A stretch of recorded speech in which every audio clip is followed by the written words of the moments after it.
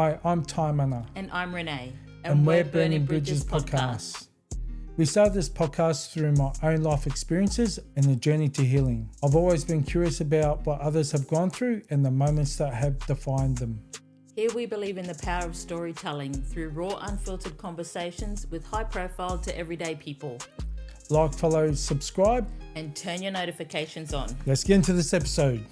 We had the privilege of sitting down with Bryan Keon-Cohen, who was one of the lawyers in the Eddie Mabo case from 1982 to 1992. This episode is a historical moment in Australian history for Australian Indigenous people. Bryan shares with us his experiences of the events that took place of 10 years it took. We'd love to pay our respects to the traditional custodians of this country and to the Mabo family. Aboriginal and Torres Strait Islander people are advised that the following episode contains names of deceased people. Hello, I'm Bryan Keon-Cohen. I'm a retired barrister at the Victorian Bar. During 1982 to 1992, I was junior counsel acting for the plaintiffs in the Mabo case. And I'm here doing a podcast for Burning Bridges.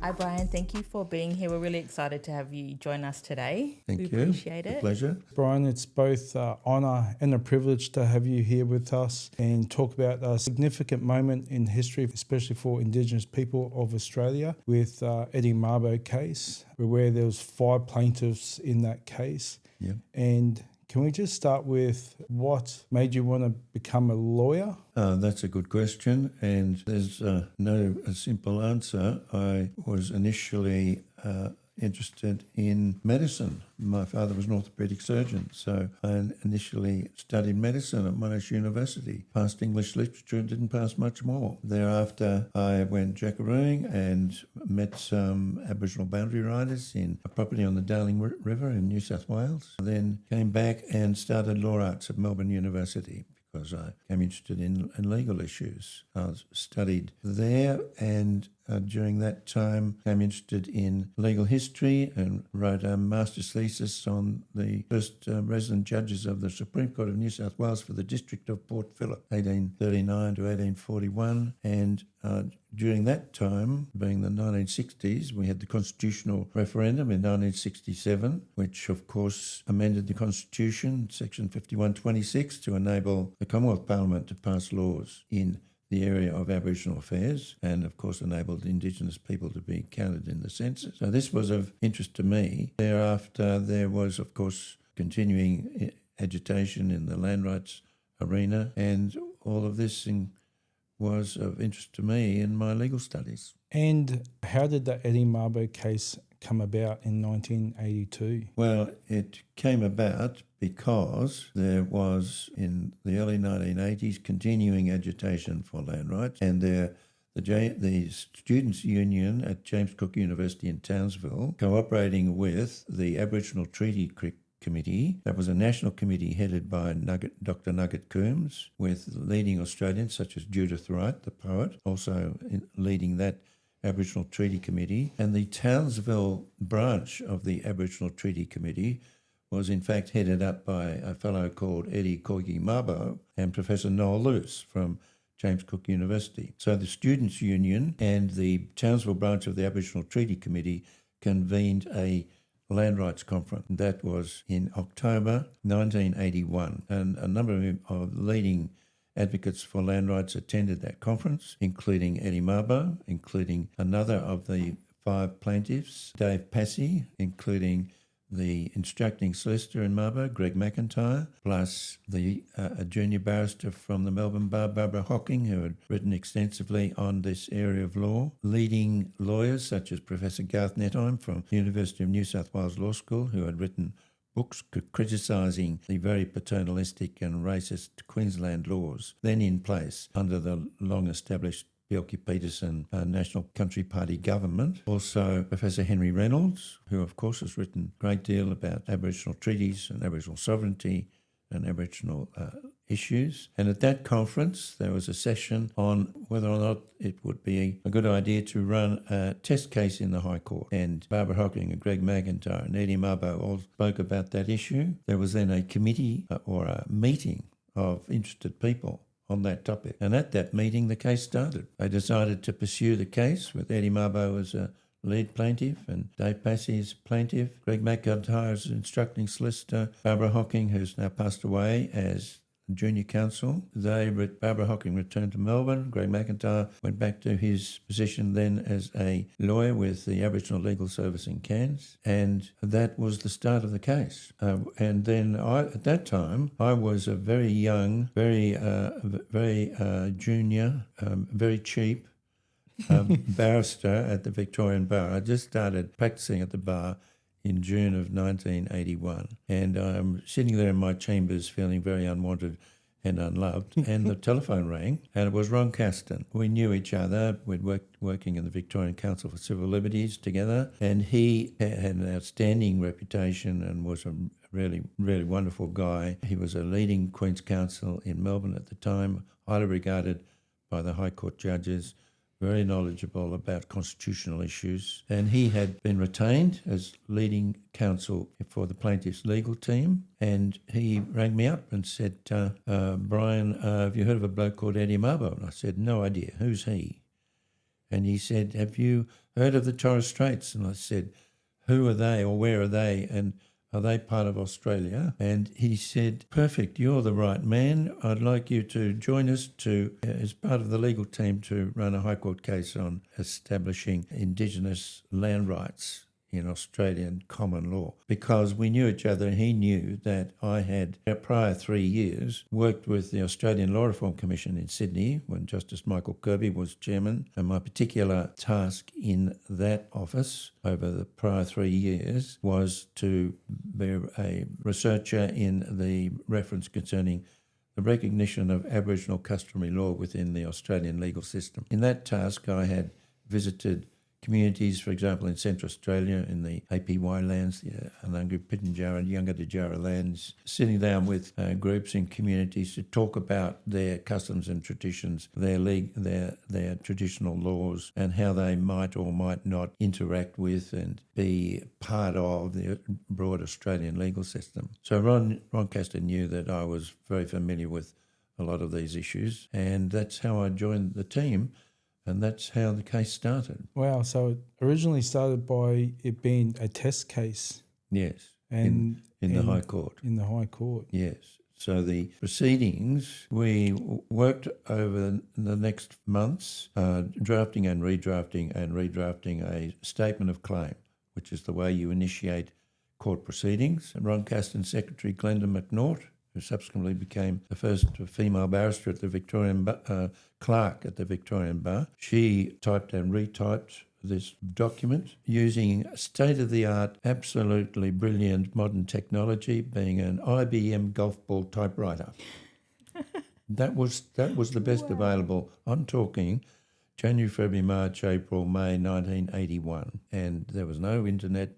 There were no iPhones, computers, or anything like that. And that's how we typed up the statement of claim. And the claim, we also at that time had a research trip to Murray Island to meet the plaintiffs, meet some of the people who might be witnesses, become familiar with the way that traditional interests in land worked on Murray Island, and that was very different to Aboriginal Australia. This was a community that essentially were focused on gardening.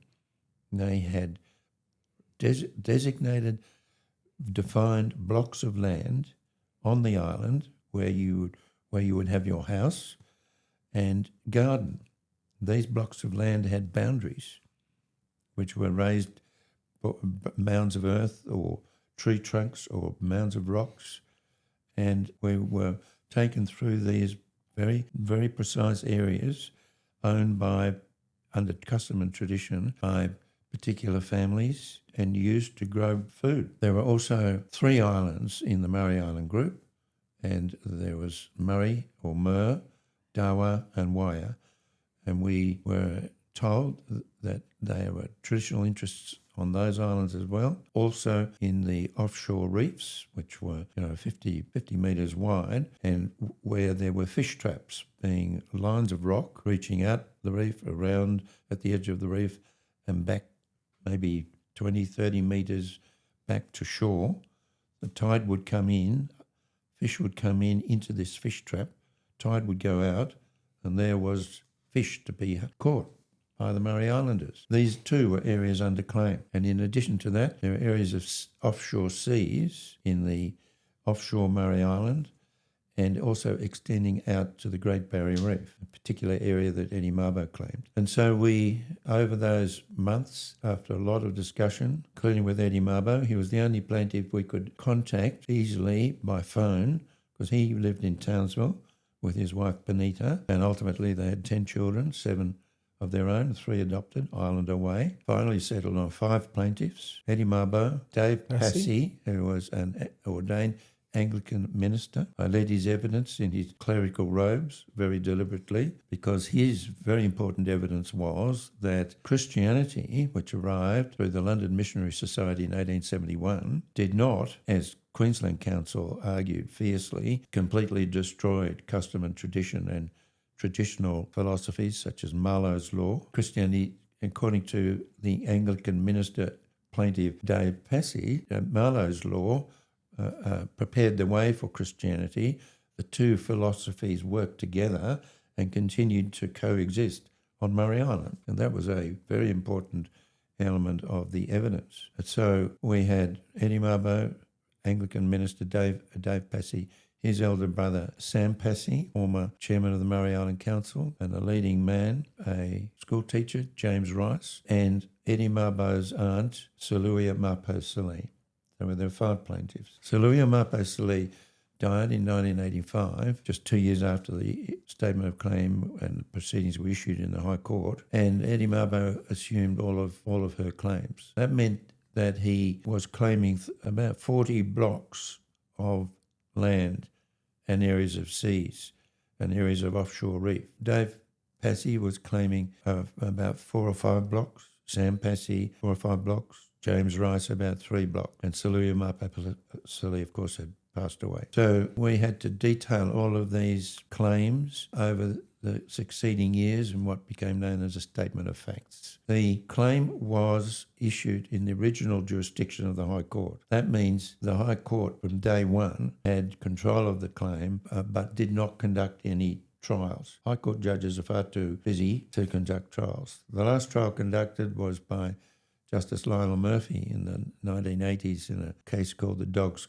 case, Defence of Government Schools case. They do not conduct trials after that. So a major issue was how were we going to decide the facts of this case to trigger the ultimate legal issues. And the High Court Chief Justice at the time, Gibbs, after 4 years of argy-bargy and toing and froing with Queensland legal team, trying to agree facts so that we wouldn't have to go to a trial. We drafted volumes of suggested agreed facts which Queensland would not agree to, and these facts covered historical events such as colonisation in 1879, such as the customs and traditions that occurred, the activities of the Queensland Department of Aboriginal and Island Affairs, often called the Department of Native Affairs, the operations of the Island Court, which was established under legislation and bylaws, and the sorts of rights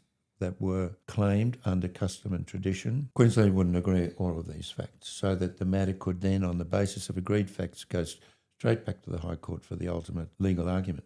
So, after 4 years, the matter was referred to trial and was referred to the Supreme Court of Queensland to be heard by a single judge, Justice Martin Moynihan of the Queensland Supreme Court. So after 4 years, that was referred to trial, and the trial began in Brisbane. Then there was a very difficult 10-year progression. We had a 4-year period of toing and froing, trying to agree the facts, and that did not happen. And that led us to the commencement of the trial in 1986, in about October 1986. That was set down for 4 weeks and was a disaster in a variety of ways. Firstly, the trial judge got sick for some days, such that hearing days were abandoned. I got sick and had to return to Melbourne for a few days and then came back again. The conduct of the hearing was interrupted over and over again by Queensland objecting to the evidence. because it was hearsay.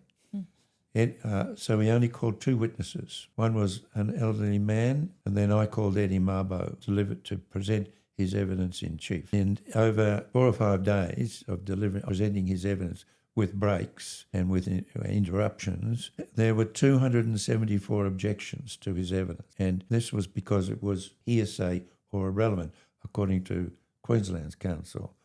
Hearsay is when a witness wants to say, for example, my father told me that, objection. You can't say what your father told you to this court as evidence of the truth of the facts of what you say your father said. He wants to say, of course, my father told me that when he passed away, his traditional lands would be passed on to me, and I would become, under Islander custom and tradition, the owner of those lands. Objection.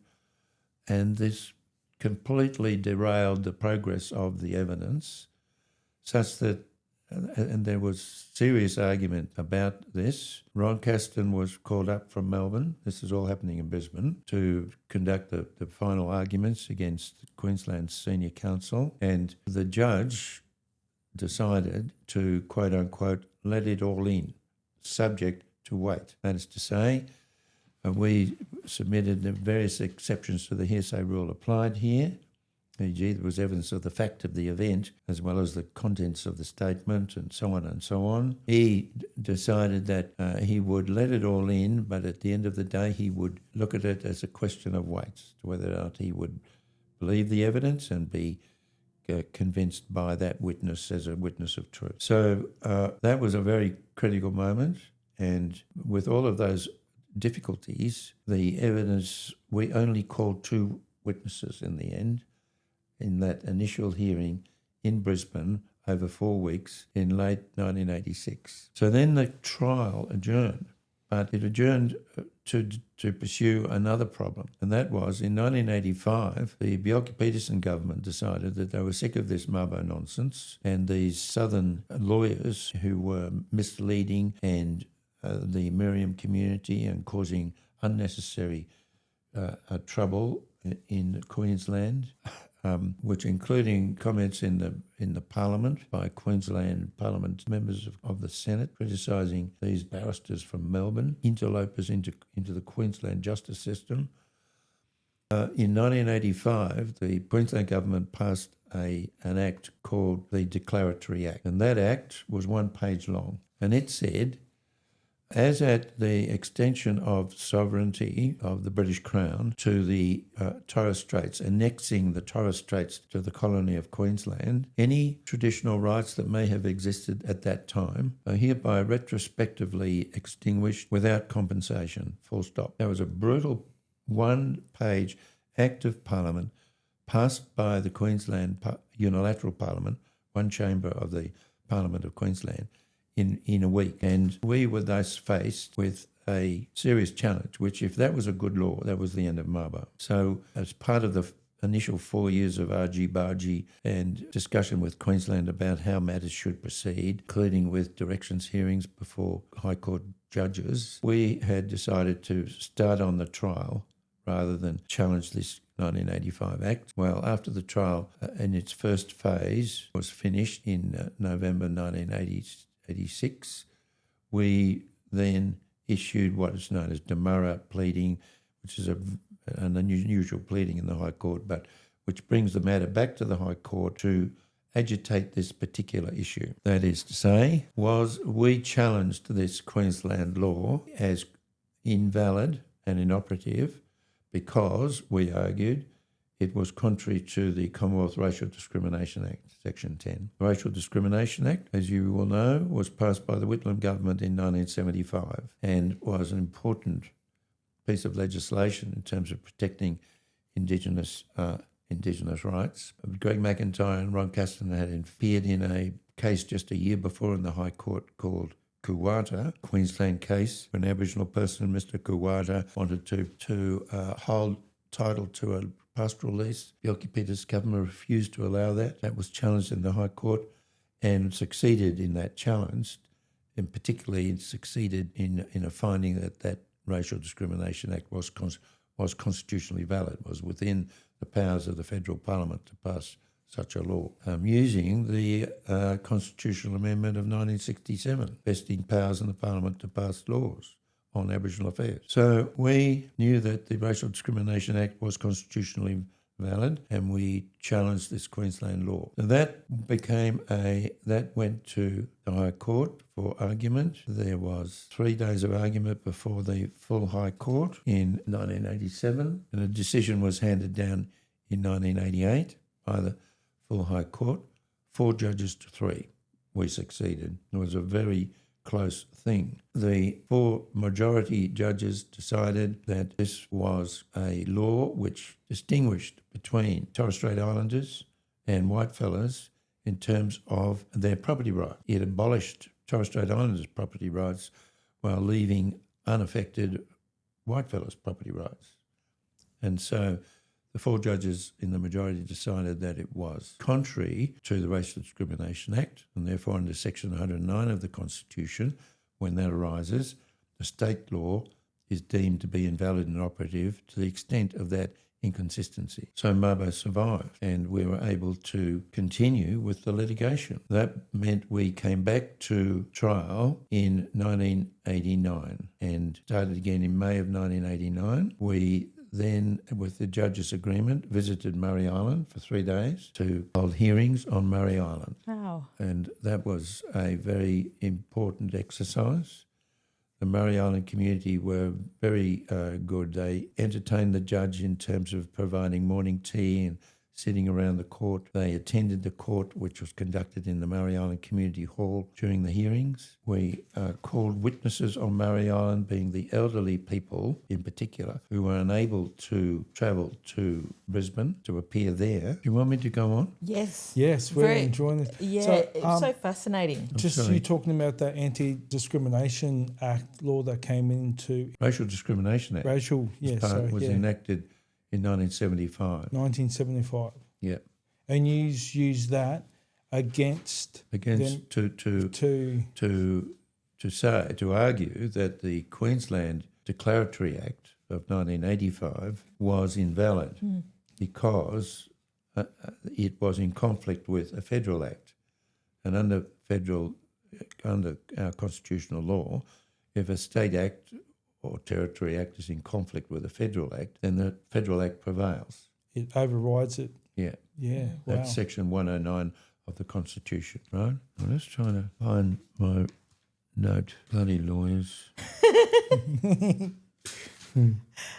Yes. In the Trial of Facts 1989, Supreme Court visited Murray Island to hear evidence. The court sat in the Murray Island Hall, and we called Meriam witnesses who were in the main too old or fragile or unable to travel to Brisbane to give evidence in Brisbane. And we called 25 Meriam witnesses talking about custom and tradition in total, many of them at Murray Island, about 2 or 3 in Thursday Island, and the remainder in Brisbane. Queensland called 9 Meriam witnesses to give evidence against the claim, some in most of those in Murray Island. And that's just an example of how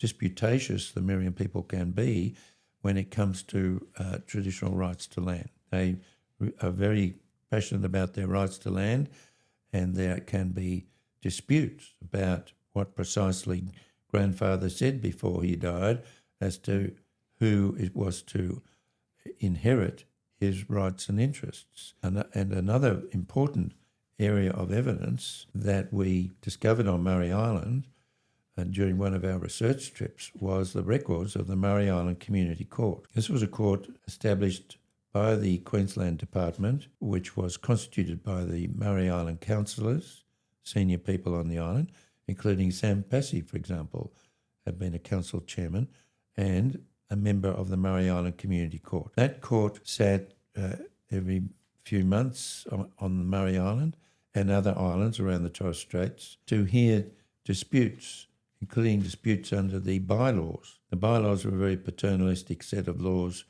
which were introduced by the department, pursuant to Aboriginal Islander Reserve legislation, which said you shall not dance or drink alcohol after certain hours. You shall not speak with girls after certain hours, and also mentioned that laws about land under customs being inherited and so forth. So there were disputes about a Murray Island inheritance of land, which went to the Murray Island Community Court. And when we were up there in our research trip in early of 1982, I walked into this rather dilapidated looking tin hut, which I think was a former police station or prison, and tripped over a bundle of papers lying on the ground amongst the vegetation and the spiders and the ants and whatever. And it was a pile of paper being records of the Murray Island Community Court. And we picked them up and looked at them and discovered cases recorded, written out, dealing with the inheritance and dealings with land pursuant to Murray Island customs and traditions. And we thought there was a very valuable area of historical evidence to present to the court as evidence that of two things, that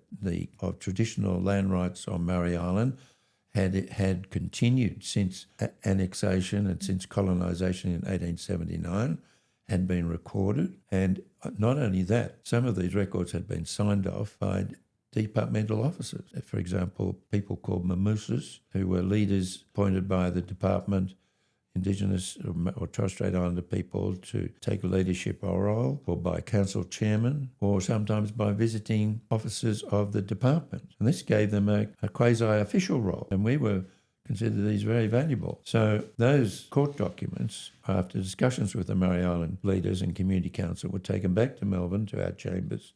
We typed them up. We extracted the relevant records dealing with Islander land issues, typed them up and presented them to the trial judge as evidence of the continuing system of custom and tradition. He considered them in his final decision, called a determination of facts, which was handed down in December of 1990, and he found that basically they, in his view, were not a record of custom and tradition, rather a record of the local island court trying to maintain peace and order and civil society and resolve disputes in an amicable way, whereas we had put a very different submission. Queensland, of course, had put the submission that they were of no value, and the Archives Department of the Queensland, associated with the Queensland government, were outraged and were writing letters to Greg McIntyre during this period to say, how dare you take our documents away? Not the Murray Island documents, our documents. That was the attitude of these departments. So the evidence on Murray Island was important. Another element in this whole trial process was a very difficult exercise where one of the Queensland departmental officers in the Education Department, a man by the name of George Passy, an actual brother of the two plaintiffs, Sam and David Passy, we believe under instructions from his department, came to Murray Island and spoke to the plaintiffs and tried to influence them to withdraw. Now, that you cannot do in Australia's court system. That can amount to a contempt of court, and you can go to jail for that. And there's another example of how Eddie Mabo and in particular, and the plaintiffs were seen as disruptors, as aggressive radicals who are disturbing the order and laws and management of Murray Island and possibly the Torres Strait community, and how Queensland was determined to stop this case. He spoke to the plaintiffs, Sulu Mapo, she was dead, but the four remaining plaintiffs. Two of them announced at the start of the trial, in the first phase of the trial in 1986, that they had withdrawn. That was Sam and Dave Passy. They apparently went to solicitors, unbeknownst to us, unbeknownst to Greg McIntyre, went to solicitors in Cairns who issued a notice of withdrawal and wrote to our instructing solicitors. Sam Passy did not come back. He gave limited evidence for the plaintiffs on Murray Island. He had suffered a stroke and gave some evidence, but he also gave evidence that rejected Eddie Mabo's claims, as did other witnesses called by Queensland. Dave Passy, to his credit, spoke with anthropologists, I think, and made application to return as a plaintiff. So just to cut in there, two of the plaintiffs, Passy brothers, were influenced to take their claims out. Correct. Were influenced to withdraw and leave the claim. Do you know if they were done by threats? I don't know. I don't wish to exaggerate what took place, but I do know they were spoken to. Eddie Mabo said, go away. James Rice, to his great credit, said, go away. But the two brothers, Sam and David, apparently were influenced to withdraw. Who were the people that influenced them to do so? The information provided to me was that it was George Passy, their brother, who was a man employed by the Department of Aboriginal Island Affairs, I believe in an educational role, for many years. You have to realise that the island itself had people who were supportive of the department and its regime, whereas many other Murray Islanders supported Eddie Mabo and the plaintiffs, and who rejected what I considered to be very paternalistic controls of their daily lives, where they could work, whether they could leave the island, whether they could come back to the island. You had to get permission. For example, Eddie Mabo wanted to return. Eddie Mabo was deported. Exiled, sent away from the island at the age of about 18 or 19 because the community court decided that he had acted improperly in breach of the bylaws, drinking alcohol and talking to girls, right? It was a ridiculous exercise, but he was, under the regulations, exiled for 2 years and sent to work on the Trocus boats. He therefore left the island, thereafter worked on Western Queensland Railways. He worked with the Seamen's Union in Townsville. He married a wonderful lady, Benita Mabo, his wife, and bought a house and lived in Townsville. So he was absent from Murray Island from an early age, the age of 18 or 19, and therefore was considered by many of the islanders as almost as an outsider, as not welcome, as an interloper, rather like me in standing up in the Queensland Supreme Court, coming from the Victorian Bar. And that was one of the reasons why he was both of independent mind, highly intelligent, had beautiful English, and lived with a school teacher for 2 years on Murray Island, who taught him to speak English very, very well. He had also very profound knowledge of custom and tradition.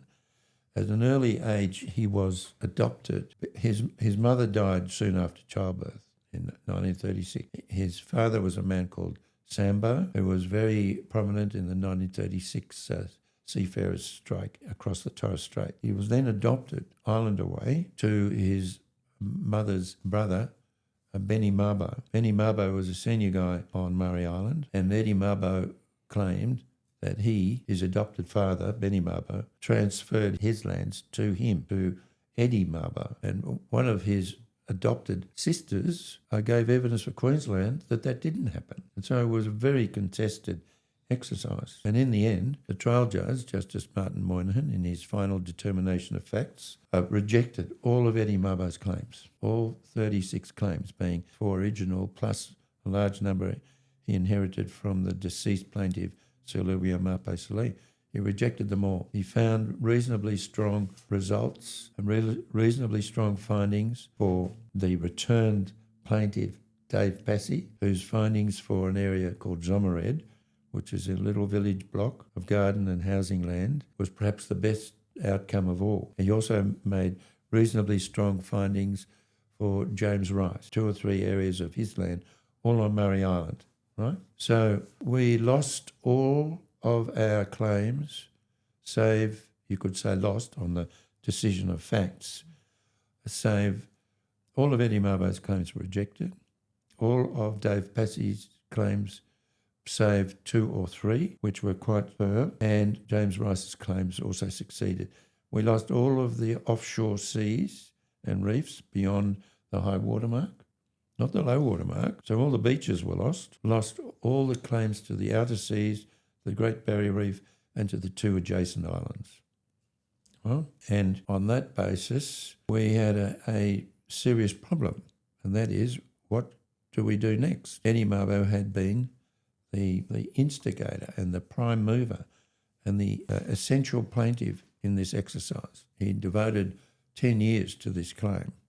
He was always available for me to ring him. He understood the issues and was able to find witnesses, was able to organise the community to receive the trial judge. He stood against significant opposition from people in Townsville and people on Murray Island against the claim. I visited him in Townsville and visited his house with Benita and the children and discovered inside his front door was a rifle. And that was because Townsville people, some of them, were driving up and down his street, threatening him. And Townsville, in fact, has quite a conservative population. Its vote in the Voice was one of the most against the Voice, for example. And Eddie Mabo stood against all that. But we now had a difficult decision. Should we appeal these adverse findings by the trial judge to the Court of Appeal of the Queensland Supreme Court, or should we go directly to the High Court based on the reasonably strong findings for the Reverend Dave Passy and James Rice? Ron Caston and I and Greg McIntyre advised him not to appeal.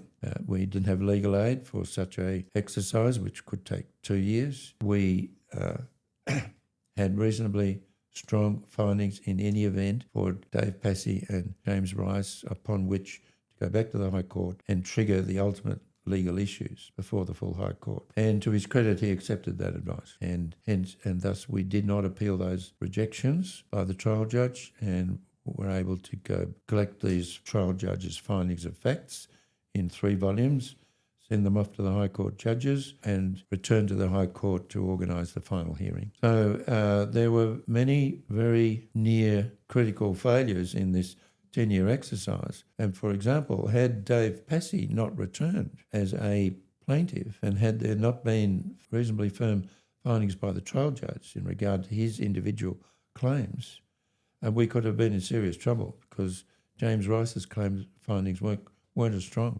Mm-hmm. And Queensland's main argument was these findings are far too vague and unsubstantiated to enable the High Court to hear any legal argument, and the claim should be rejected on day one of the High Court. So from the start, you used the federal law against a Queensland law to be overturned. Yeah.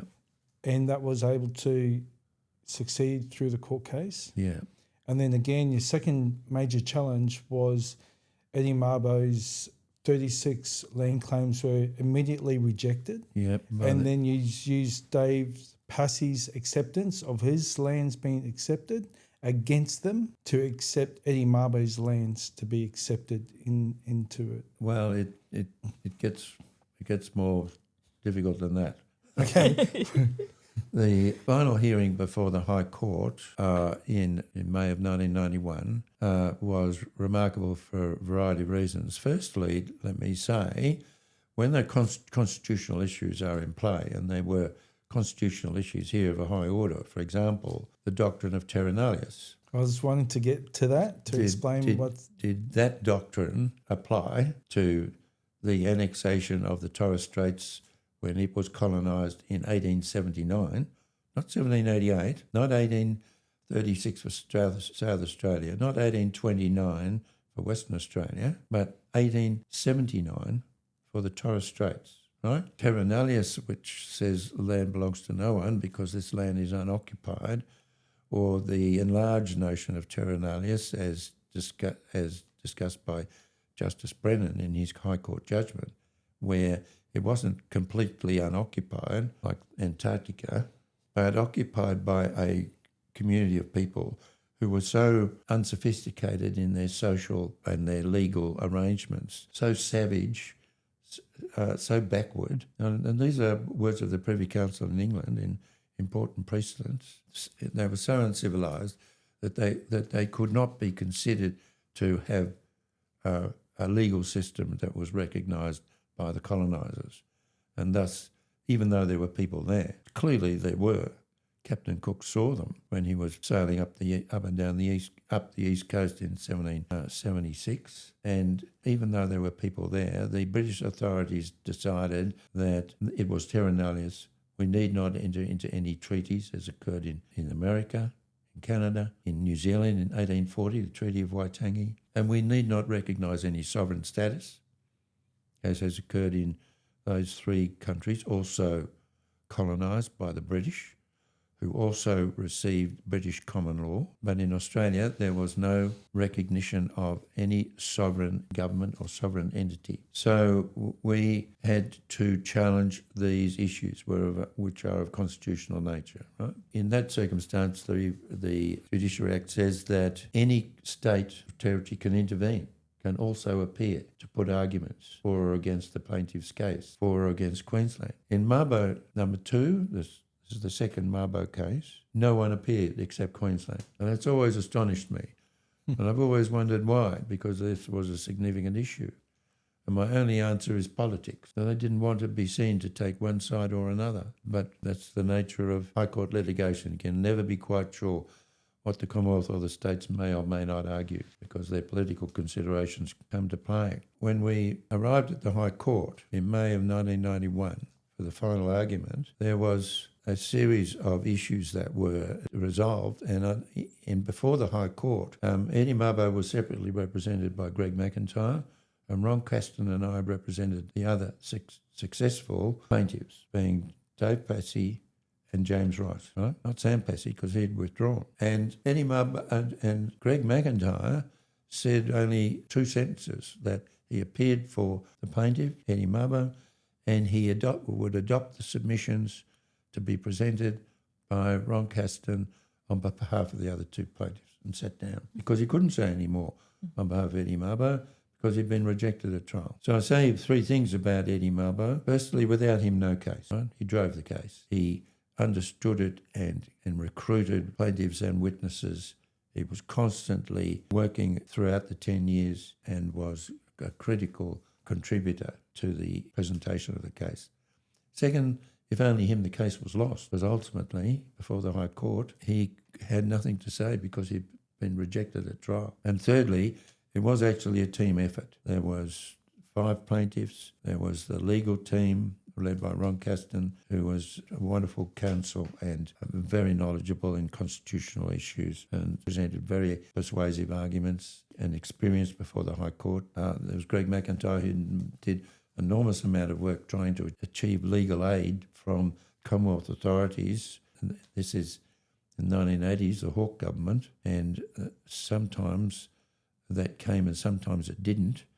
And in several areas, Ron Caston funded various aspects of the case, for example, to fly me to Brisbane to appear in a directions hearing before the trial judge, to recruit his daughter, Melissa Caston, now Professor of Law at Monash Law School, and her then boyfriend, now husband, Robert Lara, to live in Brisbane during the 1989 second phase of the trial, where we were there for 3 or 4 months. We were residing in Brisbane, and their role was to meet the witnesses flying down from Murray Island, many of whom had never been to Brisbane before, let alone appear in the Supreme Court, let alone be involved in this crazy white-fella judicial system with people in robes and jabots, and let alone be cross-examined. I mean, Eddie Mabo was cross-examined over 5 days or on and off by Margaret White, very professionally, very well, and no one survives that unscathed. No one. They provided administrative support during that period, which legal aid never supported. Melissa Caston and Robert Lara. There were also support from people like Professor Garth Nettheim. He and I organised for his students to write essays on how to argue the hearsay rule and where the hearsay rule might not apply, because I had to argue that before the trial judge. There was a team effort by a lot of people, and not to mention the community of Murray Island who supported the claimants, and an anthropologist, Dr. Jeremy Beckett, who had visited Murray Island and written his PhD thesis on traditional Murray Island customs and traditions, and including land issues. So he was a very important expert witness for the plaintiffs. I was talking about the High Court proceedings. The argument went for 3 days. The first day, Ron Caston was subject to a lot of questions and challenges, and we were feeling a bit depressed at the end of the first day. But then the court began to indicate a more supportive role. You have to understand that this is the court of Chief Justice then Sir Anthony Mason. This is the High Court following an important piece of Australian legislation dealing with how the High Court operates. That was the Australia Act of 1986. That Act removed the last remaining lines of appeal from Australian courts to the Privy Council in London. And that released the High Court from any precedents that might be handed down by the Privy Council in London. Its role, since earliest colonial times, was to try to establish common law, same principles of law across the British Empire, across the various Commonwealth countries. And so, strangely, we had decisions by the Privy Council, for example, Cooper and Stewart in 1889, which were very adverse to the continuation of custom and tradition.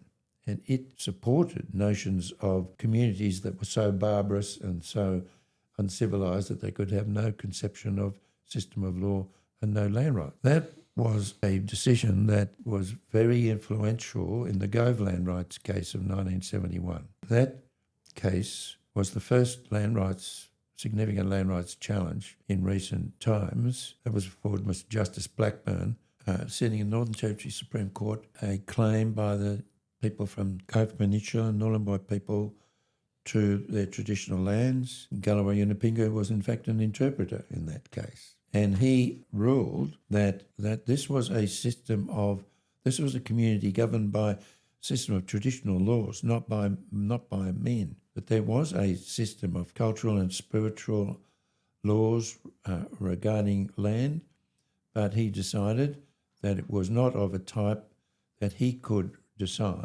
rule, recognised in Australian law, traditional rights to land. And in that decision, he was also guided or governed by Privy Council precedent, including this particular case. Now, the Australia Acts of 1986 removed any notion that the High Court would be subject to appeal or subject to Privy Council precedents. Judges have commented on this. This created a new reformist attitude by way of judicial philosophy of the High Court under Mason from 1986 going forward. And in that sense, the delays that the Mabo litigation encountered acted to the plaintiff's benefit because they ultimately came to the High Court in 1991 at a time when the Mason Court was applying a more creative and reformist attitude to difficult legal issues, where it considered itself as the ultimate court to state the constitutional and common law of Australia, and where it was not bound by any other court anywhere as to the attitude it might take. So the court heard argument, and on the third and final day of argument, when Ron Caston was summing up, the Chief Justice, Sir Anthony Mason, leaned forward and said, Mr. Caston, we've heard your submissions about making findings concerning the 3 or 4 blocks of land that you are focusing on in respect of, I'm not quoting him exactly, that you're arguing about concerning the plaintiffs, Dave Passy, James Rice, we note is a representative action. That is to say, from day one, the plaintiffs sued on their own behalf and on behalf of their respective family groups. So there were, in fact, 30 or 40 people already, or more probably, within those extended family groups who were represented by the plaintiffs and who would have been directly affected by the decision. And the Chief Justice said, we're not so interested in looking at those individual blocks. We'd like you to consider whether or not this should be an action on behalf of the Meriam people for the whole of Murray Island. Forget those little blocks. We would like you to consider that as an additional option to the declarations you want us to make as to whether or not the plaintiffs enjoy traditional rights founded on custom and tradition, not on Crown grants. And so we were very interested in that suggestion. It said to us immediately, well, if they weren't interested in this case, they wouldn't have made such a suggestion. So the Chief Justice adjourned the court for a 1 hour further session the following morning. So we raced back to our hotel, and that night we drafted up amendments to our statement of claim, originally of May 1982. It's been through many amendments along the track, and added an additional prayer for relief, it's called, which is in my Mabo book, this one, Mabo Memoir. We attended court the next morning, and against fierce Queensland opposition, of course, we handed up amendments to our statement of claim where the Meriam people sought declarations that they, as a people, enjoyed the traditional rights to Murray Islands. And on the 3rd of June 1992, when the High Court handed down its decision, 6-1, Justice Darrell Dawson, formerly a Victorian Solicitor General, was the sole dissenting judge. The High Court's declaration was that the Meriam people declared that the Meriam people are entitled to possession, occupation, use and enjoyment of Murray Island, full stop. And, well, there was other language, but that's the essence of it. So that was a remarkable and unusual initiative by the High Court judges to get us to frame our prayer for relief in the manner that they were looking at. And that's an example of the Mason Court pursuing what it perceived to be not adherence to precedent, but dealing with new problems in a changing and evolving society and economy and culture that will achieve justice in the community and for these particular plaintiffs. That was a remarkable outcome. Queensland, of course, objected to us handing up this amendment. The judges, the Chief Justice said, did not rule on at the moment. He said, "Thank you, Mr. Caston. We will consider our decisions," and adjourned the court. That was that. Wow. What, just quickly, how young were you when you first went to Murray Island, and what did you think of the community there when you first went there? I first went there in 1982, shortly after we issued the proceedings, and I was 38, born in 1945. Does that sound right? Yep. And what did you think of the community when you flew in there? Because I've never been there. It was a very impressive community. It was a community with established leadership and with a range of people who were supportive of Eddie Mabo and who were supportive of us. They were very hospitable. We were accommodated in Meb Salih's house. Meb Salih was a friend of Eddie Mabo, a witness in support. His father was quite elderly, and when the judge visited Murray Island to take evidence, I asked the judge to walk down the road to Meb Salih's house, Meb Salih Senior, where he was in bed, unwell. There we stood around his bed, the judge, Queensland barristers and solicitors, me, our solicitor Greg McIntyre, and I handed him his written statement. He said, "Yes, I swear an oath to tell the truth. Yes, that's my statement." And there were one or two questions only, and the judge accepted that evidence. So they were well organised. They also had, as all communities do, differing views, as I mentioned already. Some of the important influential elders opposed the case. They had an airstrip on the top of the island, which was critical because it had only been introduced in the 1970s, but it enabled the judge to visit the island. Prior to the airstrip, the only way to visit the island was to get in a ferry at Thursday Island and do the milk run, passing through various islands on the way until you arrived at Murray Island. They also had, as a community, a long history which had been documented. And one of the, I don't know if I mentioned it, but one of the important historical items of evidence that the community was well aware of was visits by a Cambridge anthropological expedition to Murray Island and to the Torres Straits in 1888 and again in 1898. These were led by a Professor Haddon. He visited Murray Island for 6 months. They returned to Cambridge. They then produced 5 volumes, beautifully printed and bound reports of the Cambridge expedition to the Torres Straits and to Murray Island. And we tendered those volumes as evidence of very scholarly anthropological evidence of the existence of custom and tradition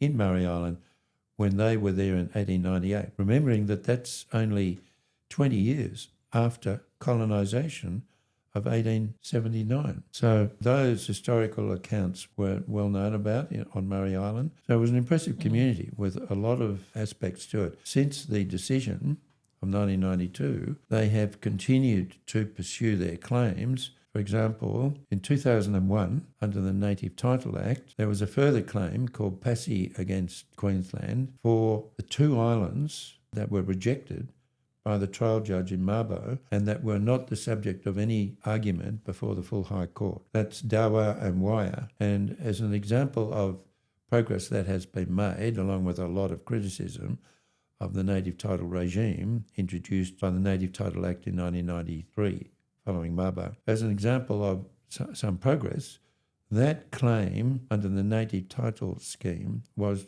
agreed to, and there was an agreement that the claim would succeed.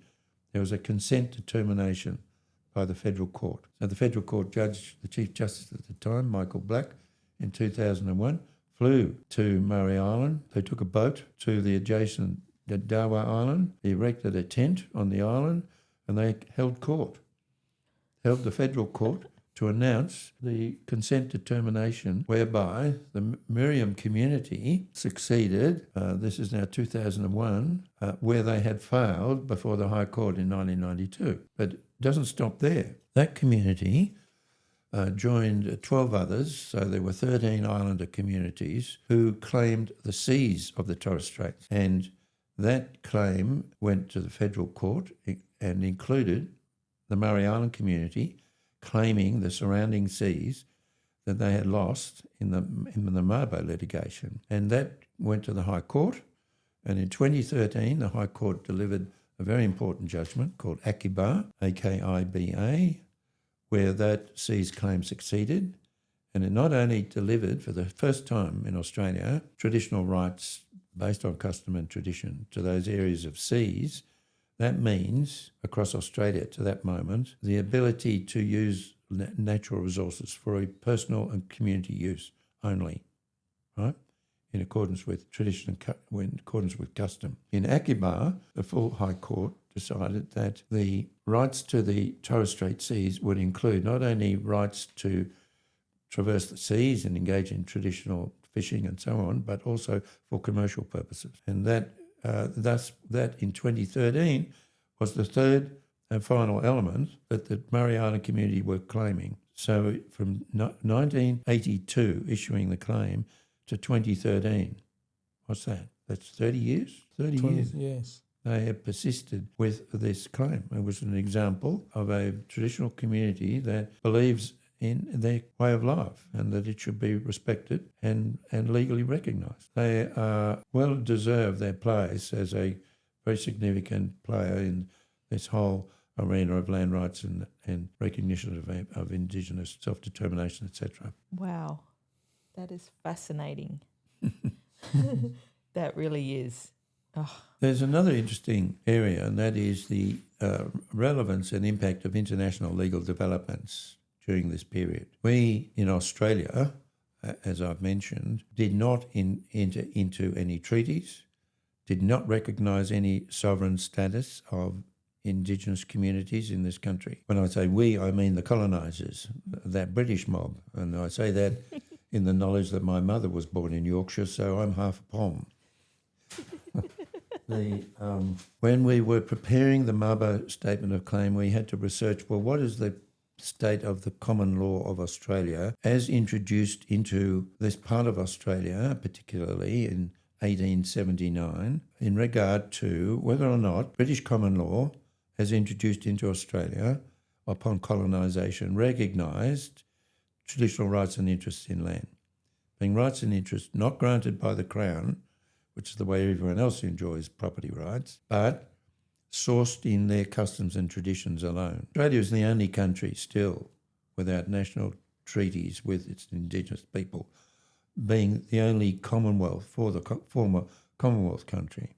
Canada, United States, New Zealand all entered into treaties of various types since their colonisation.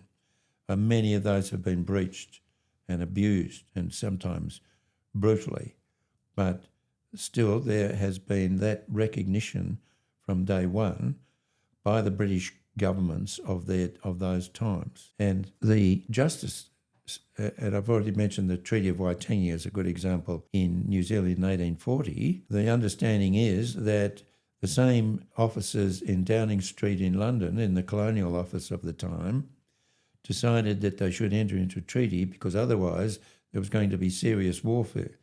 There would be serious conflict with a Maori community in New Zealand in a much smaller geographical area, much more battle orientated, and there would be casualties on both sides. And so the Colonial Office, I think, my view of it, decided that a treaty would be a simpler and safer option. And that treaty in both Maori and English recognised rights of self-government, and there have been disputes about it continuing, but it was a very significant legal development.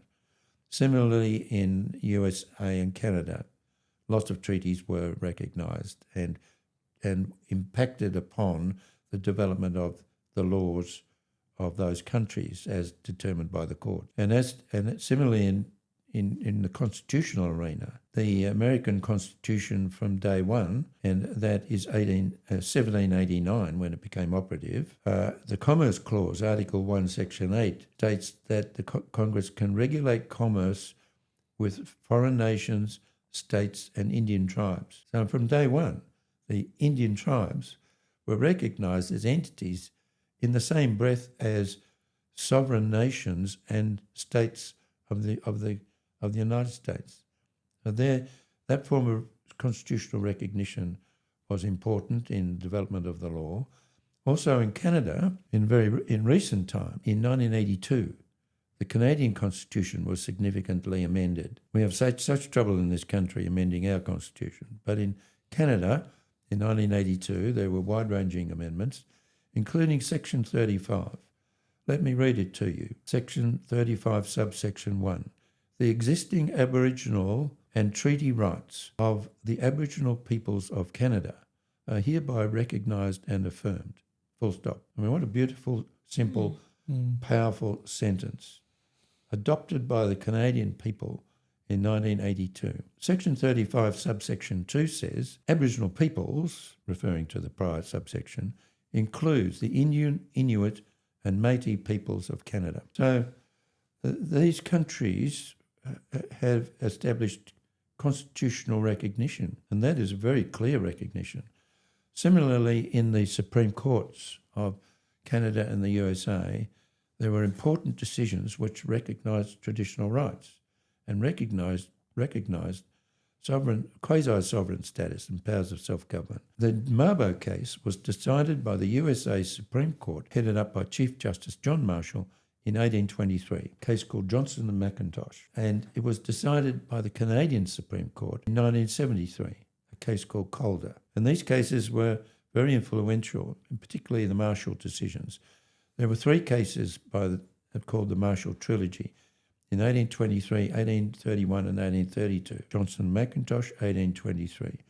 In 1831, there was a case called Cherokee Nation and Georgia, where the Indian tribes were described as domestic dependent nations. There's a notion that has ramified through the US Supreme Court judgments ever since, describing the US Indian tribes as dependent nations, having a form of modified sovereignty, of, if you like, dependent sovereignty. Just like the states of Australia are a modified form of sovereignty subservient to the nation state of Australia. Similarly, in Canada, in terms of Supreme Court cases touching upon these important issues for Indigenous people, the Supreme Court of Canada decided a case called Gurin in 1984. That's 2 years after we'd filed our statement of claim. In Gurin, the Supreme Court decided that that traditional owners of country, being the Indian Métis or Inuit or tribes of Canada, when governments are dealing with their lands, they have a fiduciary duty owed to that Indian tribe. And that was an important decision in Canada, imposing upon governments fiduciary duties, which are higher than duties of care in the law of negligence, means they have to have regard to the interests of those Indian tribes and not be in conflict with those Indian tribes when dealing with their traditional lands. So Ron Caston and Greg McIntyre and I thought, jolly good. We then amended our statement of claim to introduce a new cause of action. We alleged that the state of Queensland, when dealing with the lands of the Meriam people and dealing with their traditional rights in those lands, owed a fiduciary duty to the Meriam traditional owners of those lands. So that, of course, was strongly rejected by Queensland's counsel. Well, that was supported by 3 judges of the High Court, especially Justice John Toohey. He had been a former commissioner in the Northern Territory land rights regime, introduced in 1976. Northern Territory Aboriginal Land Rights Act, introduced by the Whitlam government. It fell. To his credit, Fraser introduced it and enacted it in 1976. And that judge, Justice John Toohey, wrote extensively on this topic and decided that there was fiduciary duties owed, and it was supported briefly by Justices Dean and Gaudron.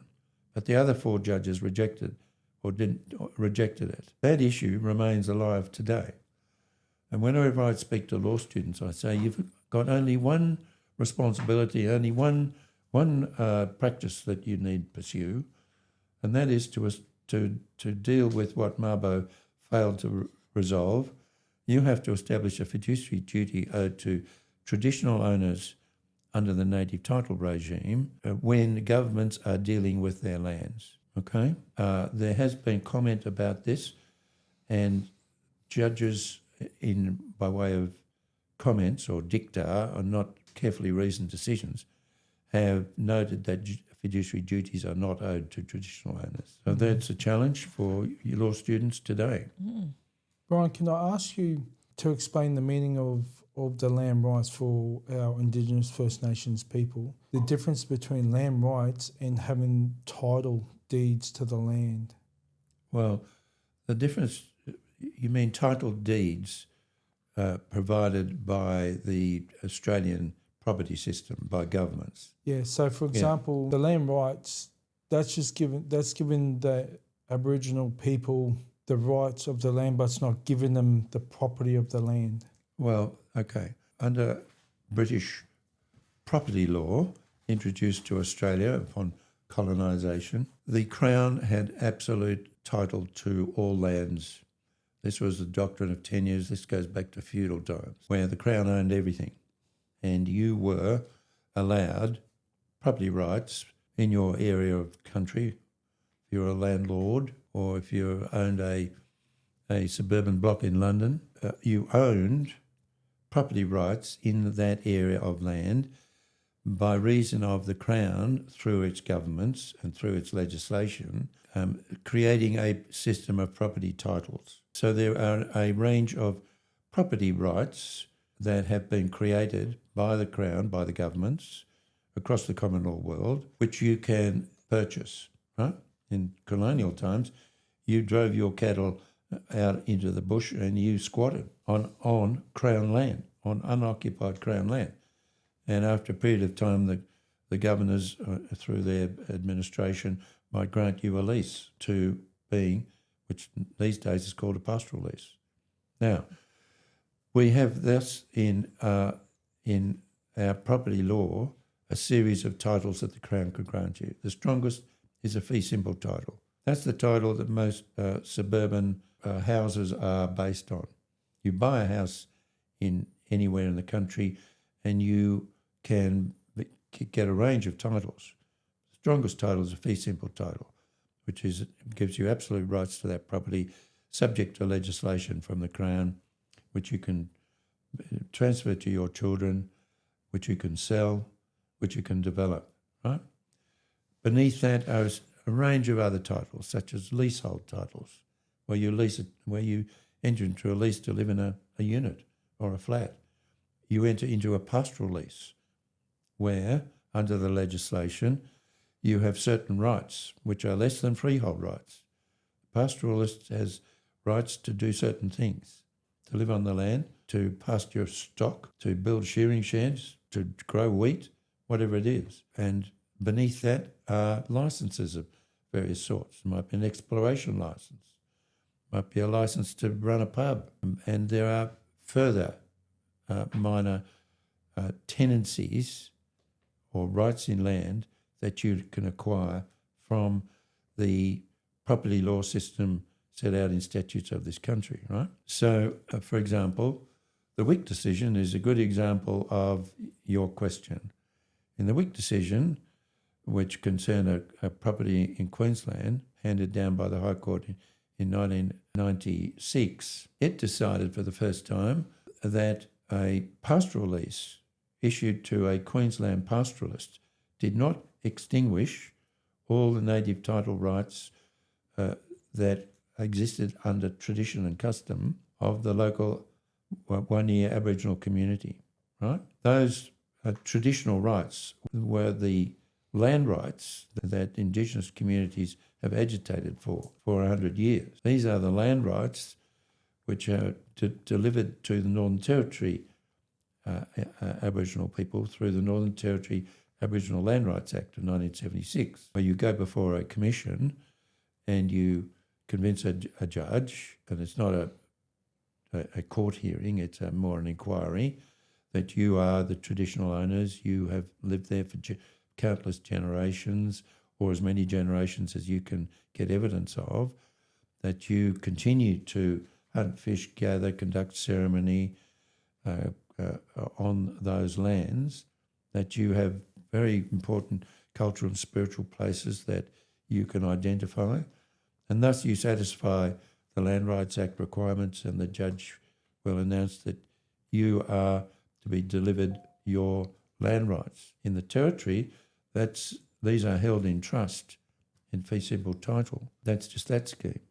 In New South Wales, you have a 1983 New South Wales Act called the Land Rights Act 1983. That's a different statutory system where there are thousands of claims outstanding, where there are hundreds of local Aboriginal land councils under the New South Wales state scheme. Under that scheme, you claim land for historical occupation, i.e. you've been there since 1788 or whenever, and it's not as closely tied to your traditional connections to country. The Native Title Act of 1993, where now we have more than 50% of Australia the subject of native title determinations by the Federal Court, or be it after litigation or by consent agreements, such as are now, 70 or 80% of terminations are now by consent, such that governments are learning to live with, not act against this new regime. Under the Native Title Act, you claim an area of traditional country, and you say you and your ancestors are the traditional owners of that country, that you have inherited since time immemorial and continue to practice your customs and traditions connecting you to that country. This is the test, and the requirements are set up under Section 2231 of the Native Title Act, and they are very onerous and the subject of a lot of criticism and the subject of a huge debate in the federal parliament when the Keating government introduced the Land Rights Act in 1993. You have to show that you continue to enjoy and to practice the customs and traditions which are substantially the same as those that were practiced back at the date of colonisation. And this is, of course, impossible. You do the best you can, and the federal court will acknowledge that if you can demonstrate existence back to 1850, then they will assume that continued back to 1788 for New South Wales. And you have to demonstrate that you continue to practice essentially the same, substantially unaltered customs and traditions today. You need to show who your people are. So there will be presented to the federal court huge lists of names of your ancestors to that area of land. You have to show what the rights and interests are that you claim. So you will speak about hunting, fishing, gathering, conducting ceremony, including whether or not you have the ability to prevent others from entering your land. And the court will then issue a determination. They'll reject you, as happened to me, for example, when acting for the Yorta Yorta people, or they'll accept it or accept it in part to certain areas and not other areas. They won't accept it under the legislation, being the Native Title Act, and a maze of legislation passed by the states and territories, which after the Wick decision of 1996 and the Howard government amendments, the 10-point plan of 1998, really increased the sorts of legislation that can extinguish historically your native title rights. So there are large areas of Australia, particularly urban and rural settled areas, that are deemed to have extinguished native title, which you cannot claim. There are equally many areas in remote Australia, which, as you know, are subject to claim. More than 80% of Western Australia is now subject to native title determinations, be they exclusive or non-exclusive. There is about 14% of Victoria. There are none currently in Tasmania. There are about 90% of offshore seas along the Northern Territory shores subject of claims on determinations. And as I mentioned, there's a large area across the Torres Straits of seas and now islands subject of determinations. So your land rights are under the native title regime based on your community's traditional history and traditional ability to demonstrate continuing connection to your traditional country reaching back to colonisation. And that is founded on the common law's recognition of those rights and interests as enforceable property rights, sourced not in the common law but in your customs and traditions, but recognised by Australian common law and now by Australian statutes. Those traditional owner or Mabo land rights are to be compared to land rights, say, in New South Wales or in the Northern Territory, based on solely on statutes. Though in the Northern Territory it's also based on ability to demonstrate traditional connection to country. Does that explain it? Yes. Yes, thank you for that. For those out there, our viewers that may not be aware the difference between the land rights, native rights, and because I think some people might think that with the land rights is that they're gaining ownership of that land, which is incorrect. Yes, they gain particular rights pursuant to the common law and pursuant to statute in relation to that land, right? Mm. And those rights are spelled out by the federal court, and they do not amount to self-government, let alone sovereign status.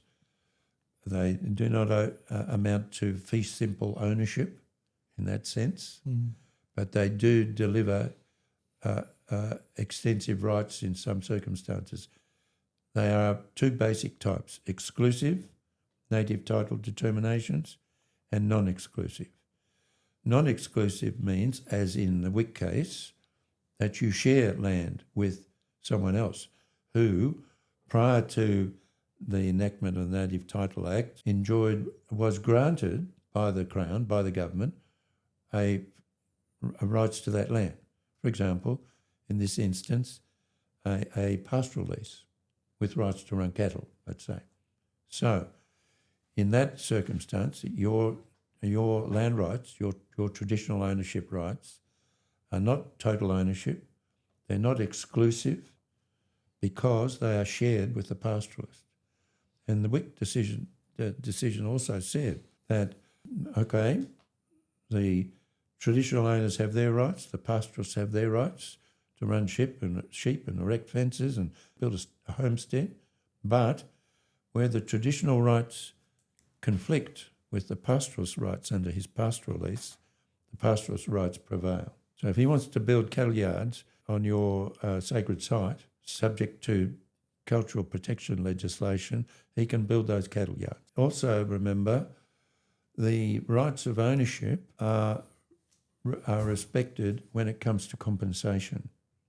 There have been recent cases discussing compensation for loss of your traditional rights. A very important issue was, how is native traditional ownership rights extinguished? And the High Court has decided that state and Commonwealth legislation prior to the enactment of the Racial Discrimination Act in 1975 are effective to extinguish if that's their impact. And that was hotly contested and considered very unfair in the sense that it does not deliver equality before the law. That the Racial Discrimination Act was operative in October 1975, but the High Court said the requirement of the Racial Discrimination Act, i.e. equality before the law, is that if your title is extinguished, you will be given compensation so that you are left in equal standing in terms of your assets, right? But that was not applied to any extinguishment prior to 1975. It's been the subject of some criticism of the judgments of Brennan in particular, who was agreed with by two other judges, Mason and McHugh. After 1975, if you pass a statute which enables Rio Tinto to mine on your country and extinguish your native title rights, you have to be given compensation. How you calculate compensation was not decided until the High Court handed down a decision called the Timber Creek case in 1919. We're talking 30 years after. And these are evolving decisions, just like Akibar for the Seas in 2013. So here we have another issue to be resolved. The High Court decided in the Timber Creek case in 1919 that compensation is calculated on three criteria. First, the fee simple value of the land that has been extinguished by virtue of the government's actions. In this Timber Creek exercise, it was a town in Northern Territory, a school, football oval, bridges across rivers, houses, relatively small area. You know, we're only talking 5 or 10 hectares. The first calculation is 50% of the freehold value of that school property at the date of extinguishment, right? When the school was created. Second criteria is 50% of that sum of money calculated by reference to 50% freehold value. And the third very important criteria was a sum of money to compensate for loss of cultural and spiritual connection to that country. And that was thousands and thousands of dollars over and above that 50% fee simple value or simple interest on that fee simple value. And that has been a very important element in mining companies, for example, dealing with traditional owners when wanting to go onto their land and mine. We've seen disasters such as the Juukan Gorge travesty where Rio Tinto blew up very important ancient caves holding archaeological relics, etc. And it's also been important in a recent High Court decision involving, again, the people of Gove Peninsula, involving compensation for that community due to Nabalco mining on their country, which was triggered the original Nabalco Gove case for Justice Blackburn in 1971, but is now, again, important case concerning whether or not that land, subject of Nabalco mining without consent, without any discussion, let alone negotiation, and we're talking in the 60s and 70s, whether or not the loss of traditional country to that land and loss of traditional connection, extinguishment of native title should be subject to compensation, if so, how much. And that land was held to be properly owned in terms of ownership of land under Section 5131 of the Constitution. That is to say, compensation must be paid for loss of property, right, in broad terms. This Constitution of 1901, of course, only applied to property as known under our property law systems, fee simple title. This extended that property notion to traditional title under custom and tradition. And that now has to be quantified. And that could be a large sum of money worth millions.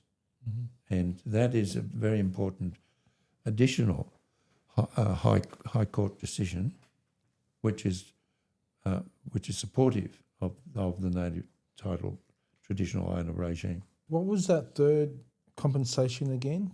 That was spiritual loss cultural and spiritual connection. There's no price you can put on that. No, really. No, but these are the challenges for courts, the federal court, and if on appeal to the High Court, to put a value on that. And you're quite right, very difficult. And the traditional owners have to do the best they can to convince the judge we're worth $100 billion. And the opposing mining company or state government will say, no, that's rubbish. They're worth 100,000 only.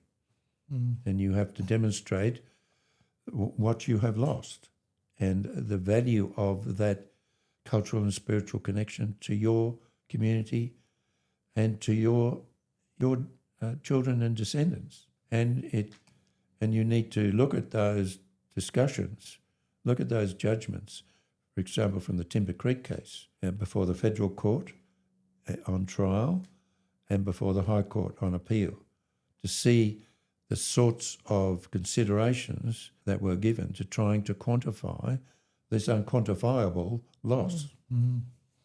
Because I know currently at the moment how it will work with how you explained about the shared ownership with you've got your traditional native ownership, and then you've got the lease of those pastoral lease.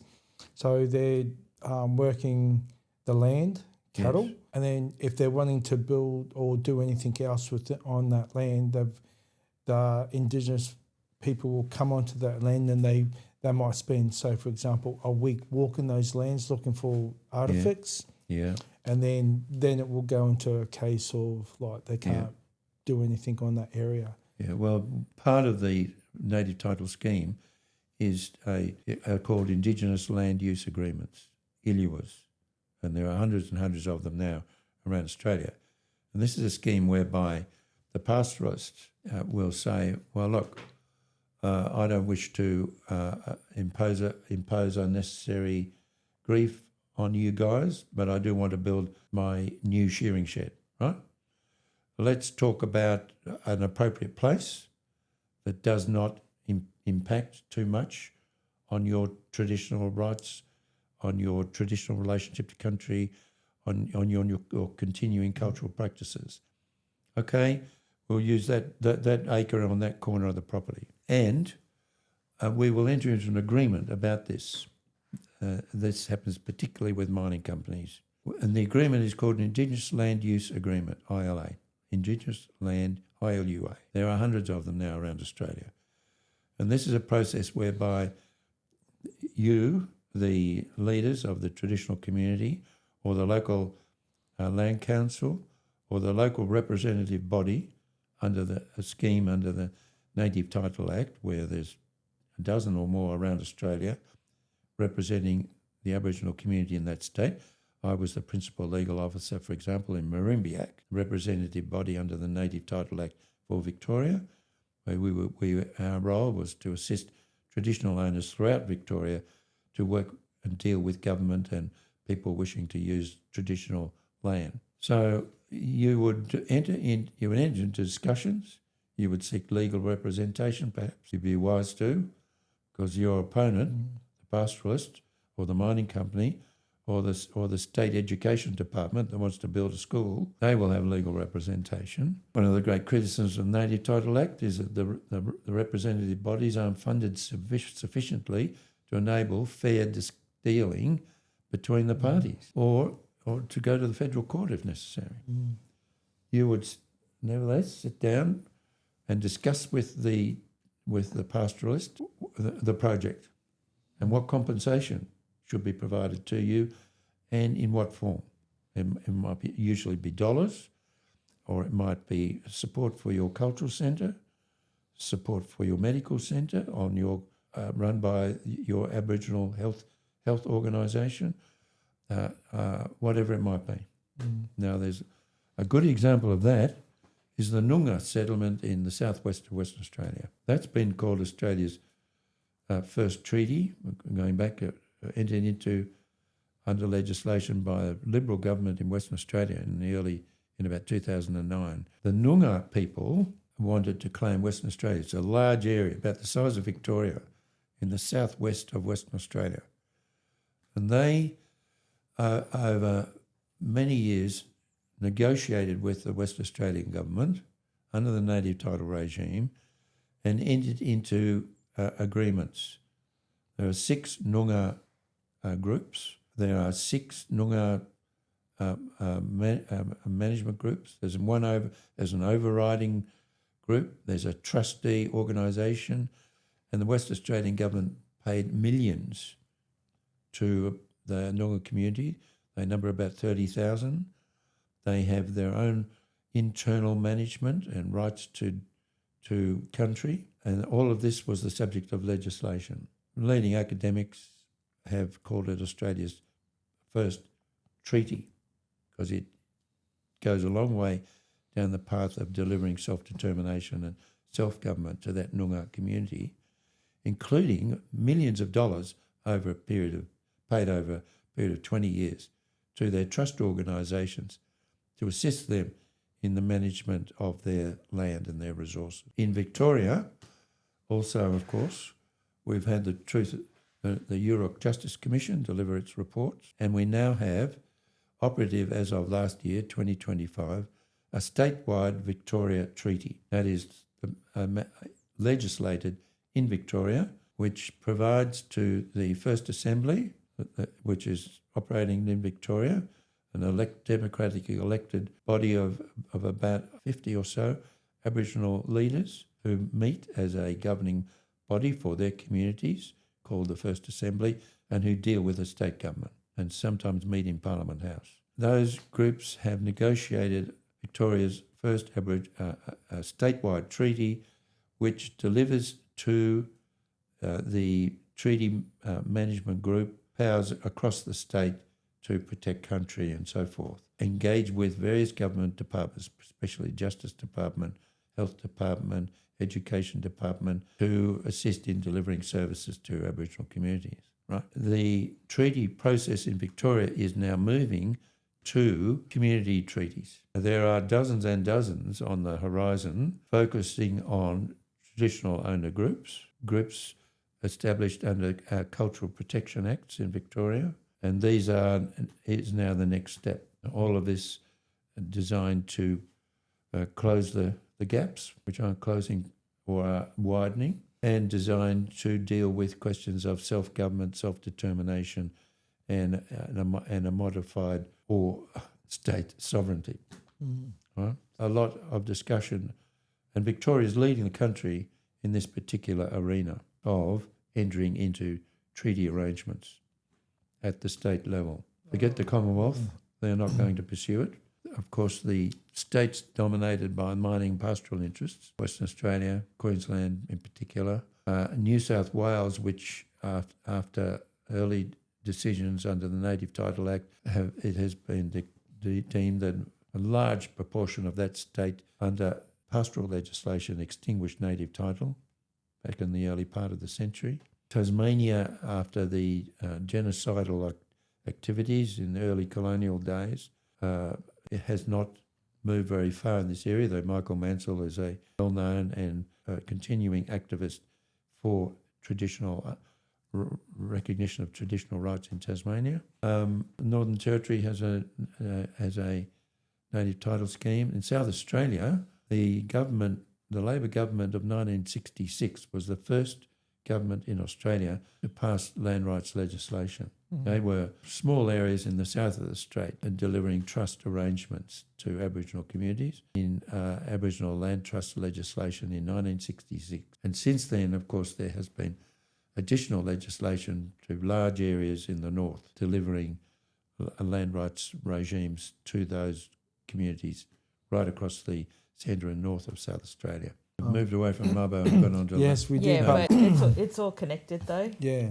I feel, and Yeah, so we're getting... everything's by each state. Then that's how I'm guessing by the sounds of Well, it, the that's how you can states- achieve it. States subject to overriding federal legislation, right? And it goes back to the Section 109 of the Constitution, which I mentioned when talking about the Declaratory Act of the Bjelke-Petersen government of 1985, remember, which we challenged in the High Court as contradicting in conflict with sections of the Racial Discrimination Act of the Commonwealth. And the Commonwealth Act prevails under our constitutional structures. So equally, for example, after Mabo, the West Australian government, influence of the West Australian mining industry, passed legislation immediately after the Native Title Act of 1993, which ignored the Native Title Act and which applied its own very restrictive regime. So that legislation was challenged in the High Court, and I appeared in that case with Ron Caston, acting for groups from the Kimberley, to challenge that legislation as unconstitutional, as in conflict with the Native Title Act. And that challenge was successful. So again, an example of how important it is for the Commonwealth Parliament to take responsibility for this area under the 1967 referendum, supported by 90% of the electorate, as compared to 60% supported the Voice referendum in 2023.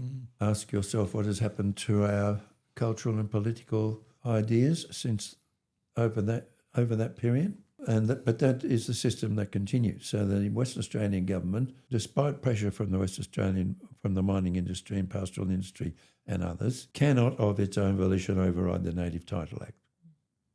If a Conservative government gets into power, as may happen, of course, it can, of course, pass new legislation overriding prior legislation. For example, the Liberal opposition in Victoria has stated more than once that if it wins the next election, due next November in Victoria, it will pass legislation to abolish the current treaty legislation operating in Victoria. That's its policy. It's entitled to its policy. Watch this space. That no doubt will be an issue in the forthcoming Victorian election. Now, if that happens and the Liberal Party or the Liberal National Party or the Liberal National One Nation Party, whoever, gets into power and they follow up on that election promise, the treaty movement in Victoria will close. For one thing, at the official level, it won't have funding. For another thing, it won't have supportive legislation.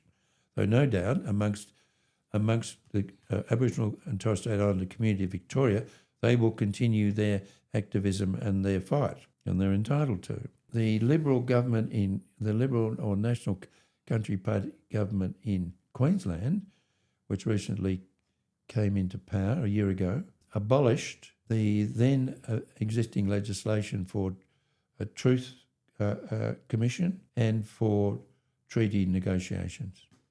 So that's already happening in Queensland. So welcome to the Commonwealth of Australia. How many land right court cases have you done since Mabo? I would say up to a dozen, up to 10 maybe. In Victoria, the Yorta Yorta case, the case in Western Australia reaching across to the South Australian border, the constitutional challenge to the West Australian legislation, others. I can't recall. And are you still actively doing cases? Like, are you, No. I've retired from active practice in the Victorian Bar. Retired in 2016.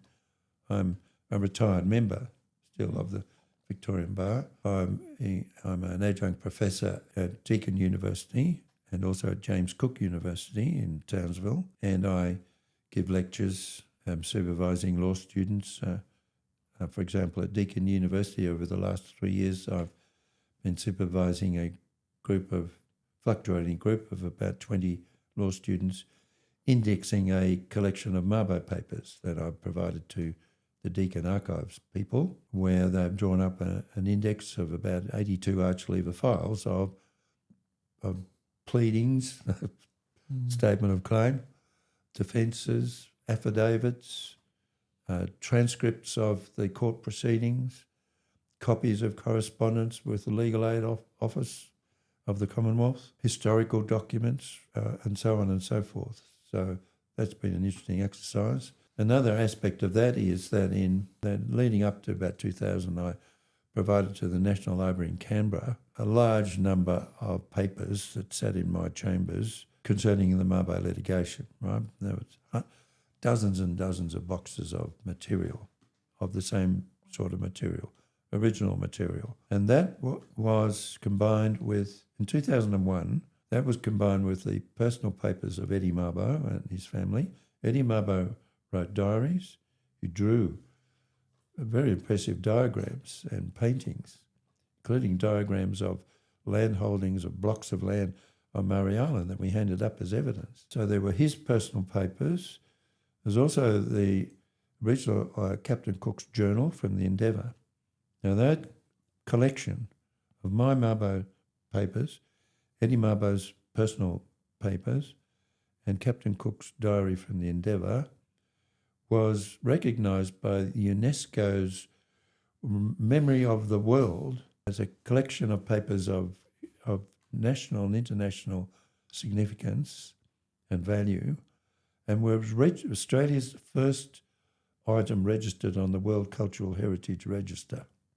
that's impressive. So that was rather unexpected, and there was apparently a party in the National Library when it was registered, and I wasn't invited. I wasn't there. Oh. It was like when I rang up Murray Island at the end of the Mabo hearing, and when the judgment was handed down. I'm talking 3rd of June 1992. And the High Courts all walk into the main ceremonial court, which is a large and impressive courtroom in the High Court building in Canberra, and they hand down their decision physically, a piece of paper, not a digital file. I find for the plaintiffs, I hand down my decision, and this happens 7 times, or if it's a joint judgment. I hand down a joint judgment with Justice Michael McHugh, which would be Sir Anthony Mason, for example. And when all those decisions were handed down, I realised we'd won. So I took judgment, and I went upstairs to the 6th floor of the High Court building and rang the only phone on Murray Island, being the phone booth outside the council chambers on Murray Island, quite close to the council hall where the trial judge conducted his hearings. And a lady answered the phone, and I subsequently learned it was Lillian Passy. And I said, "Hello, it's Bryan here." And she said, "Yes, I'm the lawyer in that Mabo case. You know about the Mabo case?" And she said, "Yes." She said, "Well, I'm ringing you from the High Court in Canberra, and those High Court judges have just handed down the decision, and you've won your case. The Murray Island people own their traditional rights to Murray Island." And she said, "Yes, oh, that's wonderful. Thank you very much." And she dropped the phone and went screaming. I heard this screaming noise down the main street of Murray Island, and I was left swinging in the Torres Strait breezes while she made this announcement to the community. And apparently there was a big party in Murray Island that night and I wasn't invited. So that's how I delivered the decision to the Murray Island plaintiffs. That's great. What a great story. Yeah, Bonita Mabo was driving to Canberra to attend the hearing and heard it on the radio because she was still on her way to Canberra, and they stopped beside the road and celebrated with, I think, her daughter Gail and others. And so that significance, the 3rd of June, became Eddie Mabo Day. Yes, And and still remembered. Yes. Yes, there's a lot of work still to be done, particularly in reforming the very onerous and unnecessary legalistic provisions of the Native Title Act, where they deal with how you claim land. Matter has been agitated by leading Indigenous advocates like Noel Pearson and Marcy Langton and so on for years. The Australian Law Reform Commission was given a reference to look at the possible reforms to the Native Title Act.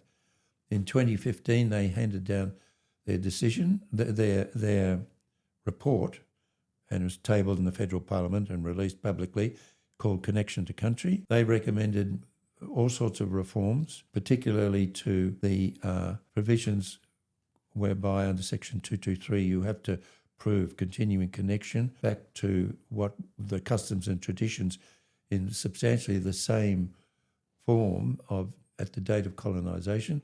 They made recommendations like that is unrealistic. All communities change and develop and modify their practices over generations. There should only be a need to demonstrate customs and traditions as practiced today, and not necessarily the same as or closely connected to those that were practiced at the time of colonisation. And other reforms, no government has acted on that report. That was 2015.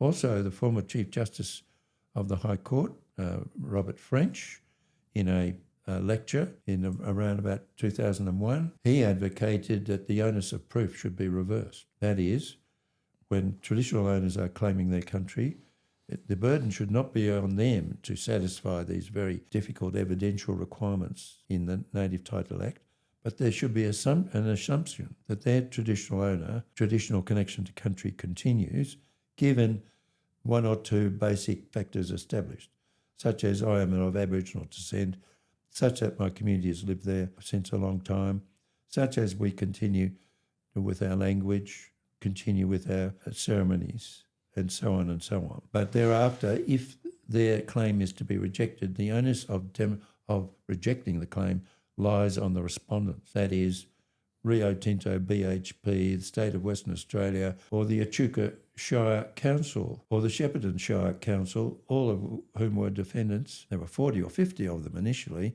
in the Yorta Yorta claim, for example. Remember also that the Keating government response to the Mabo was 3 elements. Firstly, the Native Title Act and its various schemes and subsections. Secondly, the Indigenous Land Corporation and the Indigenous Land Fund. That was designed specifically to assist traditional owners and Indigenous communities who had their traditional ownership extinguished by colonisation. For example, many people living in rural New South Wales, in rural Victoria, where settlement was violent and closely settled, and people were thrown off their country.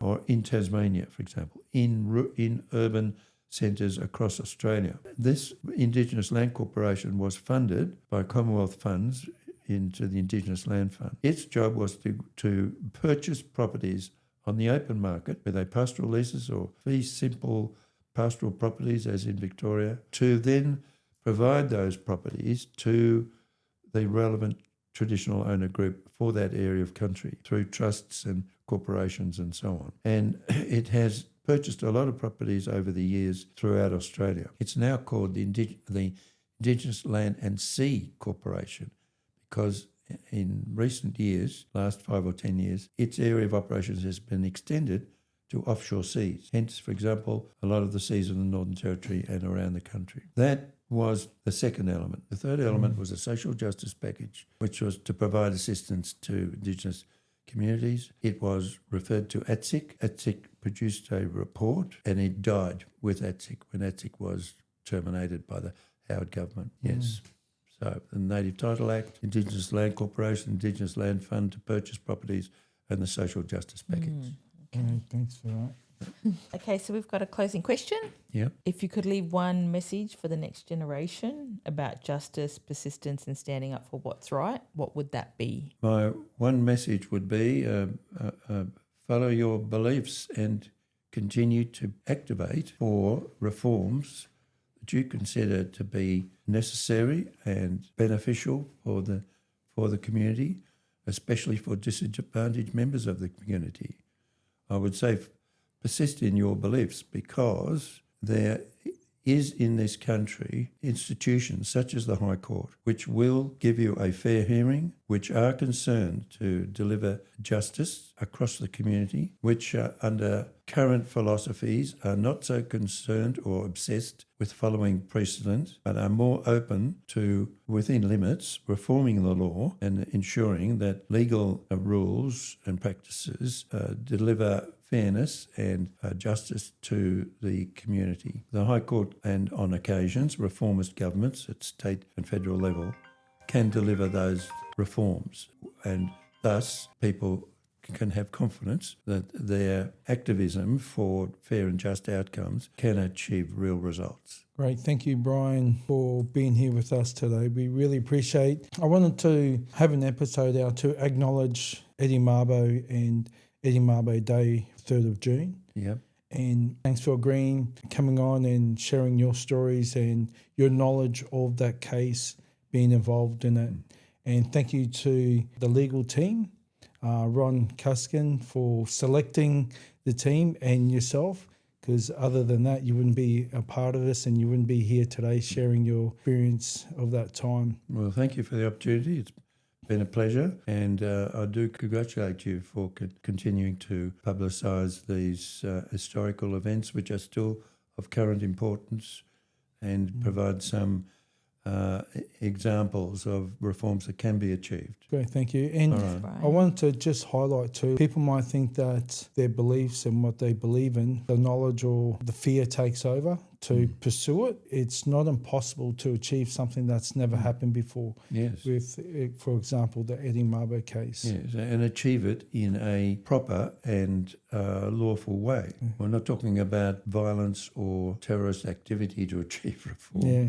We're talking about legal processes that are available for everyone, that sometimes are very difficult to access because of costs, for example, because of ability to access legal advice and assistance. But they are there, and they are open to new ideas and to suggestions for reform. So you can get Bryan Keon-Cohen's published book, A Mabo Memoir. And whereabouts can people get this? It's available now as an ebook online. Go to my website, B. Keon-Cohen. Available on my website, Bryan Keon-Cohen, www.bryankeoncohen.com. Great, thank you. We'll end this episode, and great, it's been an honour. Yeah, it's been great having you here. It's actually been amazing to hear your stories. Okay. Fascinating. So thank you so much. Appreciate you. Thank you, and I look forward to seeing the results. Yes. And hearing the results. Yes. Okay. Okay, laters.